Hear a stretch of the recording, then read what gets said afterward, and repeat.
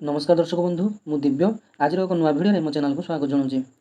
तो बर्तमान राज्य जो ई रेशन कार्ड को नहीं ई केवाईसी व्यवस्था लागू कर समस्त बाध्यतामूलक कि तो जो मैंने जो भाई भौणी मैंने बाहर दादन खटुंट बाहर कम जाती जो भाई भौणी मैंने बाहर राज्य को पाठ पढ़ाई जाती तो से ई केवाईसी केमी करेंगे। तो किसी दिन पूर्व सोशल मीडिया एक नोटिस घूरी बुलूला तो जो उल्लेख था जे यही मास 25 तारीख सुधा आपण मैंने ई केवाईसी न कले आपर रेशन कार्ड काटिज तेणु समस्ते एक द्वंद्व चिंतार पड़ जाते। तो ये खाद्य जोगाण मंत्री कृष्णचंद्र पात्र आपण क्लीयरली कहीदे जे आपर ई केवाईसी करवा बाध्यतामूलक किंतु यार कौन शेष तारीख ना आपने जब भी चाहिए आपर ई केवाईसी करेंगे। तो आपर यहाँ बाध्यतामूलक नुहे तो आपने चाहिए मसे 2 मास 3 मास भी आपने करेंगे किंतु आपको करने बाध्यतामूलक पड़ो कारण आपर जो अयोग्य हिताधिकारी अच्छा भूत हिताधिकारी अच्छा तो से चिन्हट करने ई केवाईसी व्यवस्था कराई। तो आपने जानी तो नुआ रेशन कार्ड एप्लाई बर्तमान चली तो जो मैंने भी एप्लाई करना रेशन कार्ड तो बर्तमान से एप्लाई करेंगे एवं यार नुआ लिस्टटी आग सप्ताह को आसवाक जाऊँगी एवं जो नुआ रेशन कार्डटी आपण मानकु एई मास शेष सुधा आपनकर नुआ रेशन कार्डटी आपण मानकर मिल जिवो।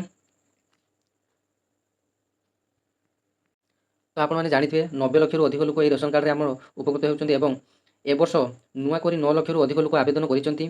तो सेमानक मध्यरु योग्य केते जण एवं अयोग्य केते जण ताहा परवर्ती मुहूर्ते जना पड़िबो।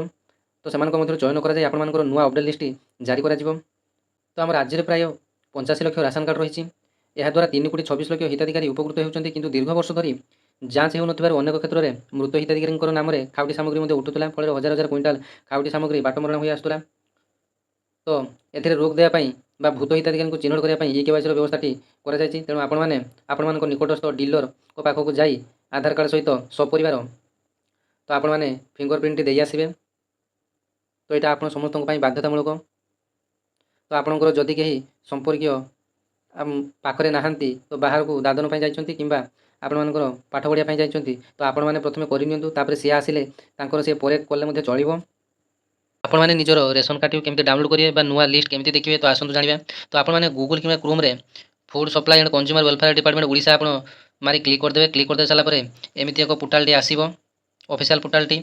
तापर आपण मानकर अप्लाई फॉर न्यू कार्ड एठी आपण माने देखि पारछंती एप्लाई फॉर न्यू कार्ड जदि आप नुआ कार्ड ये करेंगे ताले आपने एप्लाई फॉर न्यू कार्ड जदि आप घर कौन मेम्बर मरीगले कि कौन कारण डिलीट करने चाहते तो डिलीट मेम्बर ये क्लिक करेंगे। जदि आप घर जेकोसी मेम्बर को नुआ जो करने चाहते तो आपने एडिशन मेम्बर जो करेंगे और आपने जदि ration card T online download करने चाहते ये आपने क्लिक करेंगे। जदि नुआ रेशन कार्ड लिस्ट ना अच्छे ना चेक करने चाहते आपने गूगल कि क्रोम रे आपंकर ASFSS आपण मैंने मन रखिए ASFSS ration card list Odisha click करदे। क्लिक कर दे सारा पर आपंकर एमती एक PDS ओडिशा गवर्नमेंट.in आसो तो ये क्लिक करेंगे। तो क्लिक कलापर आपंकर ये एक साइट ओपन हम साइट ओपन है आपंकर डिस्ट्रिक्ट आपने चूज करेंगे। मु मयूरभंज डिस्ट्रिक्ट चूज करुँची आपंकर ब्लॉक टी चूज करेंगे। तो ब्लॉक टी चूज कर सारापर आपंकर पंचायत टी चूज करेंगे। तो गेट रिपोर्ट आपने क्लिक करेंगे। तो आपर जिते भी सब नुआ लिस्ट गुड़ाक आपमती आसीज पंचायत वाइज। तो आपने यू आपने निजर रेशन कार्ड नंबर टी जानीपारे। तो ये रेशन कार्ड नंबर टी लिखिने और यही रेशन कार्ड नंबर टी आप ऑनलाइन माध्यम केमी काढ़ी मुझे देखी। तो आपने नुआ रेशन कार्ड केमी एप्लाई करेंगे आसतु ये वीडियो माध्यम जाना भी।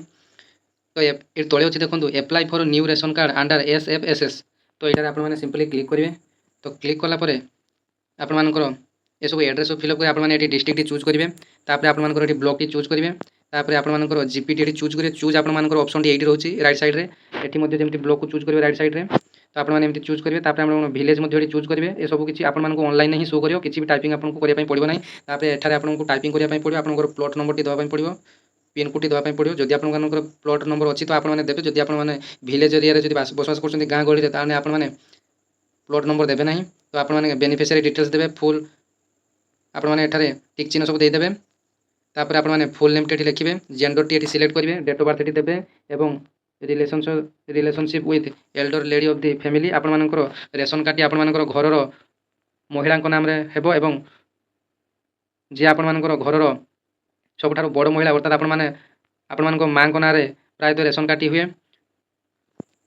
ତ ଏଠି ଆପଣମାନେ ତାଙ୍କ ସହିତ ଆପଣମାନଙ୍କର ରିଲେସନ୍ଟି କ'ଣ ଏଠି ଚୁଜ୍ କରିବେ। Aunty brother brother in law ଏସବୁ ଚୁଜ୍ କରିବେ। ତାପରେ ଆପଣମାନଙ୍କର EPIC number, Aadhaar enrolment, father's name, spouse name, ଏ ସମସ୍ତ ଡିଟେଲ୍ସ ଆପଣମାନେ ଫିଲ୍ଅପ୍ କରିବେ। ଆପଣ ଚାହିଁଲେ ଅନଲାଇନ୍ ମାଧ୍ୟମରେ ମଧ୍ୟ ଏଇ ମୋବାଇଲ୍ ମାଧ୍ୟମରେ ଆପ୍ଲାଏ କରିପାରିବେ। ଯେହେତୁ ଏଥିରେ ବହୁତ କିଛି ଫିଲ୍ଅପ୍ କରିବାକୁ ପଡ଼ିବ, ଆପଣମାନେ ଜାଣିପାରିବେ ନାହିଁ। ତେଣୁ ଆପଣମାନେ ନିକଟସ୍ଥ ଜନସେବା କେନ୍ଦ୍ର ଯାଇ ମଧ୍ୟ ଆପ୍ଲାଏ କରିପାରିବେ। ତ ତାପରେ ଏସବୁ ଡିଟେଲ୍ସ ଆପଣମାନଙ୍କର bank name, IFSC code, account number ଏସବୁ ଆପଣମାନଙ୍କର ସବୁ କିଛି ଡିଟେଲ୍ସ ଦେବା ପାଇଁ ପଡ଼ିବ ଏବଂ ଆକାଉଣ୍ଟ ହୋଲ୍ଡରଙ୍କ ନାମ ଏଠାରେ ଲେଖିବା ପାଇଁ ପଡ଼ିବ। ତାପରେ ଏସବୁ ସେଭ୍ କରିଦେବେ। ସେଭ୍ କରିଦେଇ ସାରିବା ପରେ ଆପଣମାନେ ପ୍ରିଣ୍ଟ ଆକ୍ନୋଲେଜମେଣ୍ଟ ସ୍ଲିପ୍ରେ ଆପଣମାନେ କ୍ଲିକ୍ କରି ନିଜର ରସିଦଟିକୁ ସ୍କ୍ରିନଶଟ୍ ମାରି ରଖିବେ କିମ୍ବା ସେଭ୍ କରି ରଖିବେ। ଆପଣ ଆପ୍ଲାଏ କଲେ ବୋଲି ଏହାର ପ୍ରମାଣଟି ଆପଣଙ୍କ ପାଖରେ ରହିବ। ତ ଆଶା କরি ଭିଡ଼ିଓଟି ସମସ୍ତଙ୍କୁ ଭଲ ଲାଗିଥିବ, ହେଲ୍ପଫୁଲ୍ ହୋଇଥିବ। ତ ଏମିତି ନୂଆ ନୂଆ ଭିଡ଼ିଓ ଦେଖିବା ପାଇଁ ଚ୍ୟାନେଲଟିକୁ ସବସ୍କ୍ରାଇବ୍ କରିବେ, ନୋଟିଫିକେସନଟିକୁ ଅନ୍ କରି ଅଲରେ ସେଟ୍ କରିଦେବେ, ଯାହାଫଳରେ ଏଭଳି ବିଭିନ୍ନ ଅପଡ଼େଟ୍ ଆପଣମାନେ ପ୍ରଥମେ ପାଇପାରିବେ। ଜୟ ଜଗନ୍ନାଥ, ଧନ୍ୟବାଦ।